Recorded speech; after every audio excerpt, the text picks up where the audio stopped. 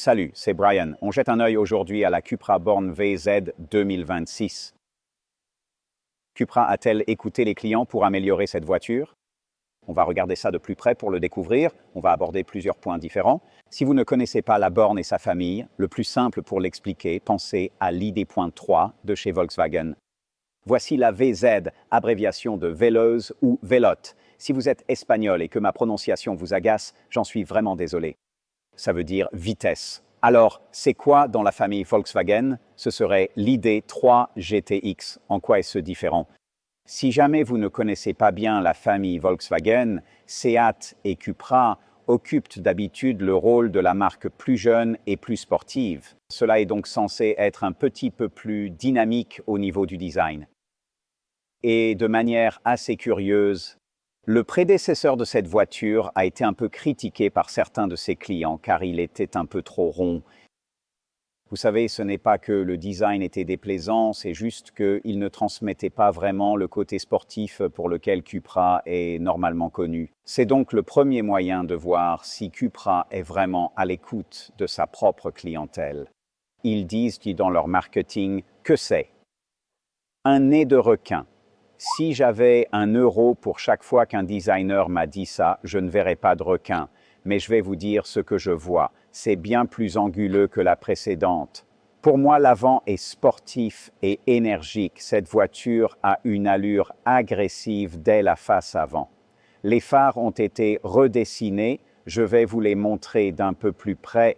Vous pouvez avoir le full matrix en option, mais elles seront toutes équipées de ces motifs triangulaires 3D intégrés, comme ils disent, conçus évidemment pour rappeler l'accent du logo et de l'image de marque Cupra. Je les trouve plutôt sympas en fait. Par contre, ce qui ne me convainc jamais à 100%, c'est le style Cupra en lui-même. Ça semble diviser un peu les opinions. Les anciens téléspectateurs se souviennent peut-être que lors du lancement, j'avais dit que ça me rappelait les Transformers. Je ne sais pas si vous ressentez toujours ça. J'essaie encore d'apprendre à l'aimer, mais beaucoup l'adorent déjà, donc au moins on ne confondra pas votre voiture avec celle d'un autre. L'autre chose que j'aime vraiment dans ce nouveau design angulaire, c'est que si vous connaissez cette voiture et sa conduite, vous savez que les Cupra ont un réglage bien plus sportif sur la route, donc elles sont un peu moins confortables, mais elles offrent une conduite plus agressive. Ce que j'aime dans ce design dès le départ, c'est qu'on s'attend déjà à ce que la conduite soit ainsi. On espère donc que les clients seront un peu plus satisfaits du fait que l'aspect visuel corresponde à la conduite. Qu'est-ce que vous en pensez? Autre nouveauté dans le design, vous voyez ces nouvelles prises d'air sur le côté qui nous mènent élégamment vers ces nouvelles jantes. Elles sont donc disponibles en 19 ou 20 pouces, comme ici en 20 pouces. Les pneus sont en fait un peu plus larges que sur le modèle précédent, ce qui permettrait, selon eux, une conduite plus économique, mais aussi une meilleure tenue de route. Petite remarque intéressante, si vous n'avez jamais vu ça, vous voyez ce détail en plastique ici? La raison pour laquelle ça existe, c'est que la loi dans certains pays stipule que la carrosserie doit avoir au moins le même diamètre que la roue. Donc si vous agrandissez un peu la roue, vous devez ajouter ce détail juste pour que la voiture soit conforme. C'est fou, mais ça a aussi un certain style.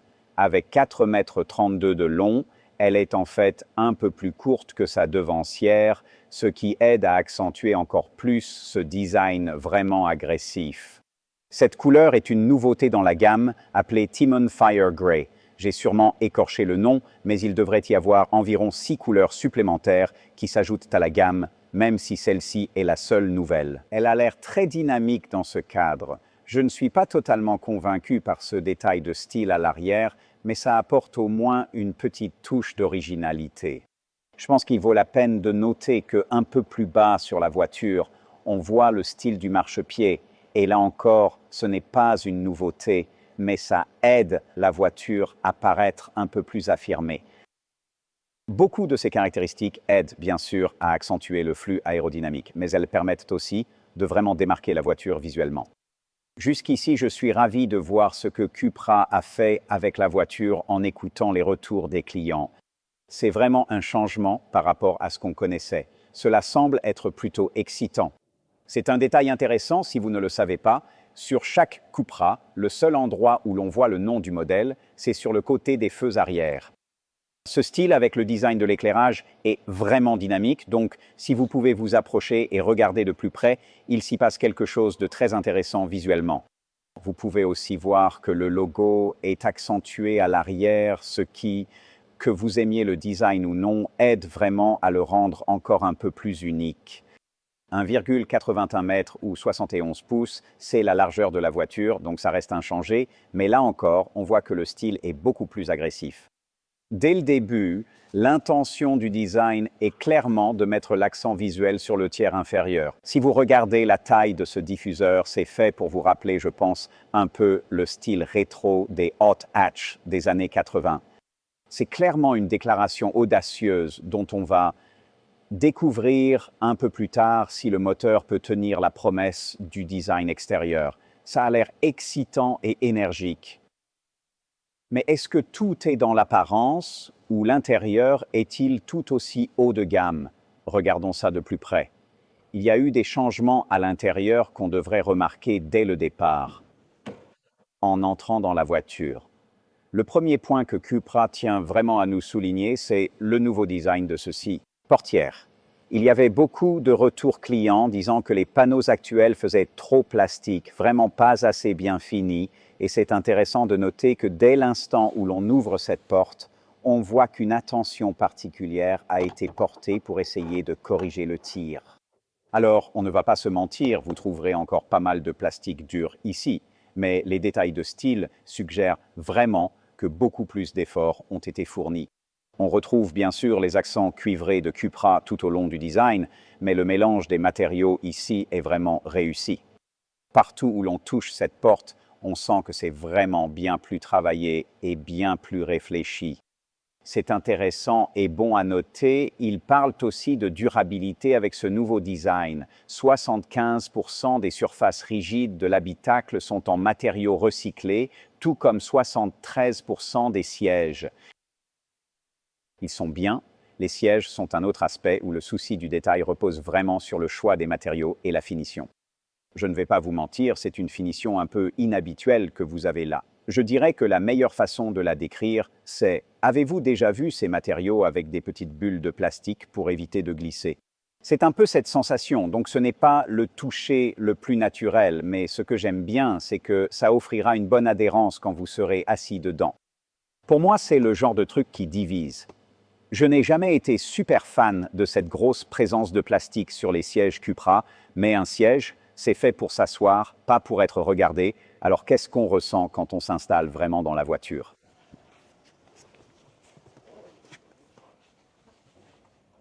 En un mot, maintenu. C'est un siège bien conçu. Le soutien lombaire est vraiment bon et on s'imagine déjà l'enchaîner dans les virages et avoir l'impression de ne pas bouger d'un poil. Donc pour l'instant, on n'en saura pas plus avant de l'avoir essayé. Je dois dire que c'est un super compromis pour plus de sportivité. On a ce côté sportif que tu recherches, mais sans être trop engoncé dans le siège, donc on peut encore bouger facilement. Cela nous amène aux parties les plus excitantes de ce nouveau design, d'après les divers retours de nos clients. Il y a 2 points sur lesquels la Cupra a été critiquée dans la version précédente. Le premier, c'était l'affichage du cockpit. Trop petit, pas assez d'infos, c'est presque 2 fois plus grand qu'avant. On verra ça de plus près dans un instant. L'autre truc, c'est le volant. Là encore, c'est un changement radical. Le retour client le plus fréquent, on veut plus de boutons physiques. Eh bien, regardez ça, là encore, on sent vraiment que le client a été écouté. Ce volant donne vraiment envie de s'impliquer activement dans la conduite. Combiné au cockpit numérique, on a l'impression d'être face à une version bien plus aboutie de cette voiture. On a désormais plus de 10 pouces pour le combiné d'instruments et 12,9 pour l'écran d'infodivertissement. Ça peut vous sembler très similaire, mais là encore, les retours clients indiquaient qu'il y avait pas mal de bugs dans le fonctionnement de l'affichage. Comme c'est un modèle de pré-série, ce n'est pas tout à fait juste de tout tester ainsi parce que tout cela est susceptible de changer. Et on remarque souvent sur les modèles de pré-série qu'ils peuvent être un peu plus lents et qu'ils manquent certaines fonctionnalités. C'est donc amusant de s'amuser avec, mais les performances que vous que vous voyez ici ne sont pas forcément représentatives de ce que vous aurez sur le modèle de série.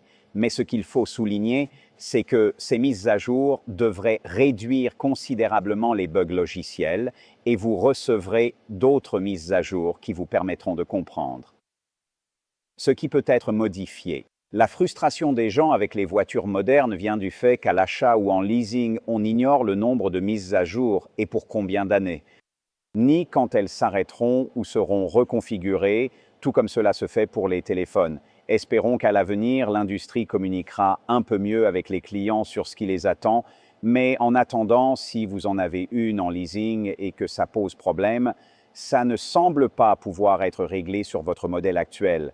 Il faudra passer à une version plus récente pour avoir le nouveau logiciel, car même si, techniquement, la majeure partie du matériel reste quasiment la même, il ne peut pas être mis à jour vers la version récente. C'est surtout dû à des soucis de conformité et de réglementation propres aux voitures, contrairement aux ordinateurs ou mobiles, mais c'est bon à savoir, malgré tout. Bref, tout ça, c'est beaucoup de bruit pour rien. Voici ce qui nous branche vraiment. Après avoir passé des heures à conduire un truc qui ne ressemblait plus du tout à une voiture, ça fait vraiment plaisir de voir ces choses revenir. C'est tellement génial d'avoir de vraies commandes avec lesquelles on peut jouer. Et ce bouton Cupra, bon d'accord, c'est juste une façon chic de désigner un sélecteur de mode de conduite, mais c'est vraiment bien intégré au nouveau volant pour vous donner l'impression de garder le contrôle. Et heureusement, vous n'avez plus besoin de baisser les yeux pour voir exactement sur quoi vous appuyez ni comment ça fonctionne. Ce que vous voyez ici, c'est le nouveau système Sennheiser Contrabass. Il dispose de 10 haut-parleurs et devrait vous offrir un son un peu meilleur que celui de son prédécesseur. Le choix des matériaux est vraiment réussi dans l'ensemble de la voiture. On a vraiment l'impression qu'ils ont bien écouté les clients. Donc dès que l'on s'installe, tout ce que l'on touche semble bien fini et très soigneusement assemblé. Rien n'est radicalement différent ici, c'est juste la façon dont tout s'assemble. On sent que c'est beaucoup mieux conçu et réfléchi. Eh bien, la prochaine étape pour Cupra, c'est bien sûr le lancement de la Raval et pour ainsi dire, ce sera le modèle le plus proche d'une VW Polo désormais disponible en version électrique dans toute la gamme. Pourquoi c'est important? Eh bien, ça nous ramène sur le terrain traditionnel de la Golf et si ça compte, c'est parce que, comme tous ceux qui ont eu une Golf le savent, pouvoir caser des passagers et des bagages à l'arrière, c'est plutôt essentiel. Alors oui, c'est peut-être la sportive de la famille, mais ça ne change rien aux dimensions intérieures. Et vous n'allez pas acheter ça si vous ne pouvez pas caser au moins 2 grands-enfants à l'arrière. Heureusement, c'est encore tout à fait possible. Il y a pas mal d'espace aux jambes. Maintenant, ce point-là divise un peu les avis. Je pense que c'est bien sûr le haut de gamme, la VZ. Tout ça, c'est du plastique très dur. Ça a ses avantages. C'est-à-dire que si on transporte des enfants en tenue de foot, au moins on peut nettoyer les sièges, mais ça ne fait pas vraiment premium et vous n'allez jamais me convaincre que supprimer l'aumônière ici est tout à fait justifiable. D'autant plus qu'à mon âge, je dois toujours me trimballer une carte routière. Où est-ce que je vais la mettre? Il n'y a pas de poche arrière, mais bon, d'un autre côté, les enfants ne peuvent pas y mettre d'emballage de bonbons, donc on y gagne d'un côté ce qu'on perd de l'autre. Pas vrai? En descendant un peu, eh bien, c'est aussi simple qu'on pourrait s'y attendre, mais j'aime toujours voir ça. Il y a 2 ports de charge USB-C, donc pas de longs câbles qui traînent depuis l'avant, et les passagers arrière se sentent toujours intégrés eux aussi. L'espace au toit n'est pas mal. Je fais 1,78 m, mais j'ai un buste très long. Donc assis, vous pouvez me comparer à quelqu'un d'environ 1,83 m, et comme vous voyez, c'est vraiment pas mal. Je suis franchement bien installé ici, donc globalement, je dirais qu'on retrouve la même attention aux détails et les belles finitions qu'à l'avant. Mon seul bémol, c'est que je ne suis pas fan du dossier de ces sièges, mais bon, vous n'allez pas passer votre temps ici, pas vrai? Vous allez être assis là-haut.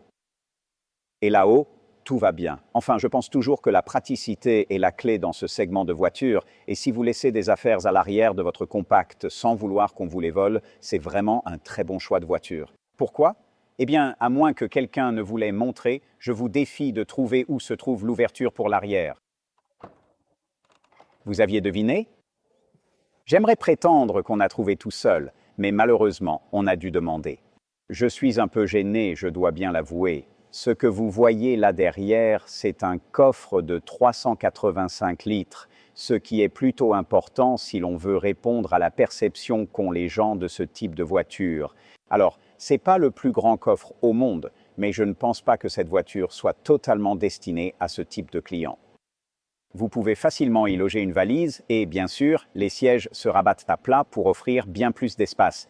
Bref, il y a largement assez de place pour le sport, les courses et la plupart des choses à transporter, mais si vous voulez régulièrement y mettre un chien, il vous en faudra un plus petit. La banquette arrière est fractionnable en 60-40, mais comme vous pouvez le voir, c'est toujours un problème avec les voitures électriques. On ne peut pas vraiment optimiser l'agencement de ces éléments. Donc, même si vous gagnez beaucoup de volume de chargement, il y aura visiblement toujours un petit rebord. Il y a quand même l'un de ces planchers réglables plutôt astucieux à l'arrière, donc si vous voulez un résultat plus plat, c'est possible. Je vais vous montrer ça tout de suite. Venez juste par ici et rabattez ce siège aussi. Et là, vous voyez, je suis sûr que vous avez l'habitude avec d'autres modèles, mais il y a deux niveaux. Une proposition située à l'arrière, donc nous pouvons mettre cela dans sa... Allez, on y va. En position haute. Et voilà, et maintenant vous disposez d'un espace de chargement bien plus pratique. C'est une idée assez ancienne, mais elle est toujours très utile, surtout quand on veut ranger des trucs à l'arrière pour le reste du temps. On gagne juste un peu plus de profondeur. Encore une fois, rien de neuf, mais ça m'étonne toujours que plus de voitures ne le fassent pas, parce que c'est super pratique. Il n'y a pas que la coudoir centrale, mais aussi la trappe à ski. Ouais, je sais, tout le monde n'a pas de ski, mais c'est surprenant de voir à quel point on a souvent des trucs à faire passer par là. Des sapins de Noël, les enfants, l'accès pour le chien, un peu de tout en fait. Des baguettes, ouais, des baguettes. Jetons maintenant un œil à la borne de recharge. On passera au moteur dans un instant, mais pour l'instant, la VZ dispose bien sûr, comme prévu, de la plus grande capacité de batterie de toute la gamme. Ils affirment qu'elle peut atteindre plus de 600 km d'autonomie. Bien sûr, on se doute que c'est sur circuit, avec un pilote qui pèse le poids d'un enfant de 8 ans, probablement à 80 km/h, avec le vent dans le dos. Donc, de façon réaliste, plus de 600 km. J'espère qu'on pourra atteindre une moyenne de plus de 400 en usage normal. Ce serait déjà génial et largement suffisant pour tout le monde. En attendant, cela va vous offrir non seulement la recharge, mais aussi la capacité V2L. Si vous ne connaissez pas, c'est le Vehicle to Load, donc la batterie fonctionne dans les deux sens. Vous pouvez donc charger des trucs comme des ordinateurs, des vélos électriques ou ce qu'il vous faut.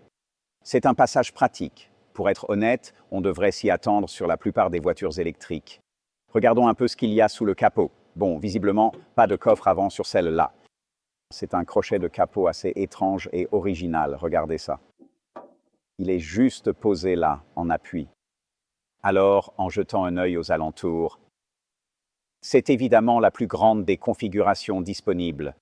4 finitions différentes sont proposées pour ce modèle. Voici la version haut de gamme, la VZ, puis l'Endurance, la Born Plus et bien sûr l'entrée de gamme Born. Elles ont des capacités de batterie allant de 79 kWh pour le haut de gamme ici présent jusqu'à 50 pour l'entrée de gamme. Des moteurs allant de 240 kW pour la VZ, c'est ce que nous avons ici même, jusqu'à 125 pour le modèle d'entrée de gamme standard. Toute la recharge se fait à 11 kW en AC et 185 en DC si vous prenez cette voiture. Donc, avec ce modèle, la plus grosse batterie, pour une recharge complète, il faudra compter environ 8h30 en AC ou de 26 minutes à une demi-heure pour atteindre 80% en charge rapide DC. Si vous envisagez d'en acheter une, je dirais par expérience qu'il faut s'attendre à une autonomie d'environ 400 à 450 km, ce qui, je pense, devrait être plus que suffisant pour la plupart des gens. Voilà, c'est à peu près tout pour le moment. Je pense qu'il y a énormément de points positifs dans ce qu'ils ont accompli avec cette voiture. On a vraiment l'impression qu'ils ont enfin écouté leurs clients. Pour moi, elle est plus sportive, agile, agressive et visuellement plus musclée. Mais heureusement, l'habitacle a changé, donc on a vraiment l'impression qu'ils veulent intentionnellement que le conducteur profite de l'expérience d'être au volant. Désolé Cupra, mais je n'avais pas du tout ce sentiment avec la précédente, donc tout cela s'annonce très bien et je suis vraiment curieux de voir si c'est bien ce qu'ils font. Et avec ça, qu'est-ce qu'ils vont faire de la Rebelle? On va devoir attendre encore un peu pour le savoir.